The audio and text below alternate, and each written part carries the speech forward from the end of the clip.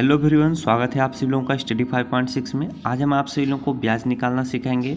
तो पहला प्रश्न है, इसको मैं आपको दो तरीके से बताऊंगा।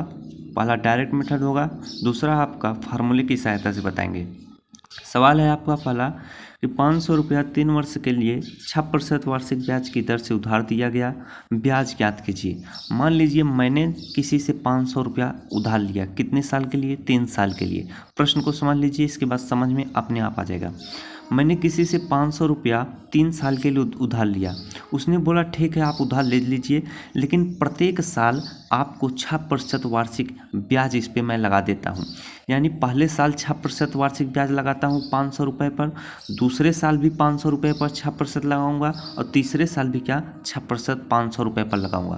तो इसको देखिए, पहले डायरेक्ट मेथड है, ये आपके लिए बहुत ही लाभदायक होगा अगर आप सीख लेंगे तो।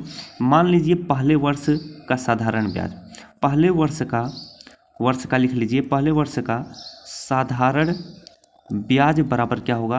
500 रुपये पर 6% लगाया है। क्या यहाँ पर 3 वर्ष लिखा हुआ है ना? 3 वर्ष में से आप 1 वर्ष ले लीजिए, तो वही लिखे हैं 1 वर्ष का साधारण ब्याज 500 रुपये का, 500 रुपये का क्या 6% लगाया है। 500 रुपये का 6% वार्षिक ब्याज। 1 वर्ष 3 वर्ष में से आप पहले वर्ष का निकाल रहे हैं, तो पहले वर्ष का साधारण ब्याज बराबर 500 रुपये का 6%। अब इसको सॉल्व कैसे आप करेंगे? 500 का मतलब क्या मैंने बताया था अगले वीडियो में, गुणा होता है। तो 500 गुणे 6% लिखा हुआ है, प्रतिशत जब हटेगा तो इसे आप लिख सकते हैं 6/100। 6% को आप 6/100 लिख सकते हैं। तो यहाँ पर 2 जीरो है, यहाँ पर 2 जीरो है, इसको इससे काट दीजिए। 5 छः कितना हो जाएगा? 30 रुपया। यानी पहले वर्ष का जो साधारण ब्याज होगा, पहले वर्ष में कितना ब्याज लगा? 30 रुपया। उसी प्रकार से आप दूसरे वर्ष का भी निकाल सकते हैं। अगर आप यहीं पर डायरेक्ट करना चाहें तो आपको मालूम हो गया है पहले वर्ष का साधारण ब्याज 30 रुपया है, तो 3 वर्ष तक निकालना है। 30 में गुणे 3 कर देंगे, तो 30 गुणे 3 करेंगे तो 90 आ जाएगा, वही आंसर आपका हो जाएगा। 3 वर्ष का साधारण ब्याज कितना हो जाएगा? 90 रुपया।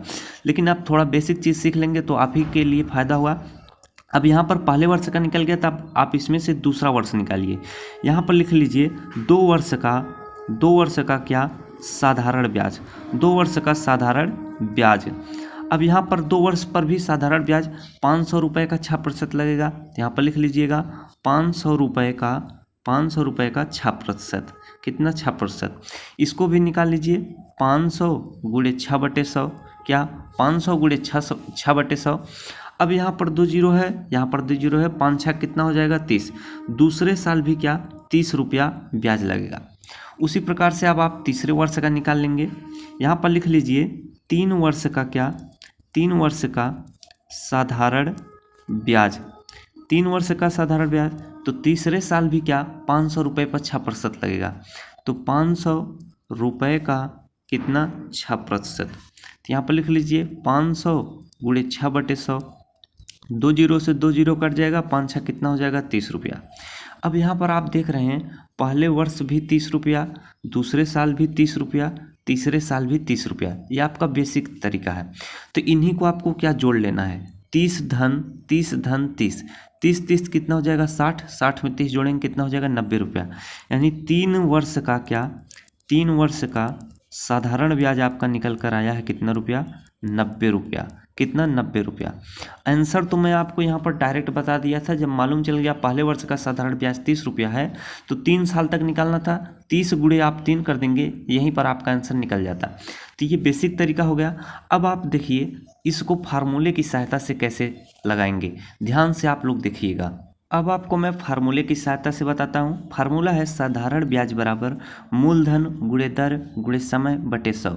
सवाल में देखिए 500 रुपया जो है ये आपका क्या मूलधन कहलाएगा। 3 वर्ष क्या हो जाएगा? आपका समय कहलाएगा। 6% वार्षिक ब्याज ये आपका दर कहलाएगा। 6% वार्षिक ब्याज की दर लिखा हुआ है, तो आपका दर कहलाएगा। तो मूलधन कितना है? 500 रुपया, तो यहाँ पर आप लिख देंगे मूलधन की जगह 500 रुपया। गुणे दर कितना है? दर 6% वार्षिक ब्याज की दर, तो यहाँ पर 6 लिख देंगे। गुणे कितना? 6। प्रतिशत लगा हुआ है, तो इसके नीचे अभी हमें क्या 100 लिखना है। तो अब देखिए गुणे समय कितना दिया है? 3 वर्ष, तो गुणे आप 3 लिख देंगे। बटे में आप क्या लिख देंगे? 100 लिखा हुआ है तो 100 आप लिख देंगे। इतनी बात हो, वही 6% 6/100 हो गया। आशा करता हूँ आप समझ में आया होगा। 500 है यहाँ पर, 2 जीरो से 2 जीरो काट देंगे, 5 का गुणा 6 में कर दीजिए, 5 6 कितना होता है 30, 5 6 कितना हो जाएगा आपका 30, 30 में 3 से गुणा कर देंगे कितना हो जाएगा 90। जैसे देखिए 500, 5 गुणे 6 कितना करेंगे आपका, 5 6 कितना आ जाएगा 30, 30 में गुणे 3 करेंगे कितना आ जाएगा आपका 30 गुणे 3, 3 शून्य शून्य 3 त्रिका 9, 90 रुपया। तो आपका साधारण ब्याज निकल कर आया है कितना 90 रुपया। यही आपका क्या हो जाएगा आंसर हो जाएगा। आशा करता हूँ आपको दोनों तरीका समझ में आया होगा। तो इसी प्रकार के मददफुल वीडियो पाने के लिए चैनल को जरूर सब्सक्राइब कर लीजिएगा, वीडियो को लाइक और शेयर करना ना भूलिएगा। जय हिंद, जय भारत।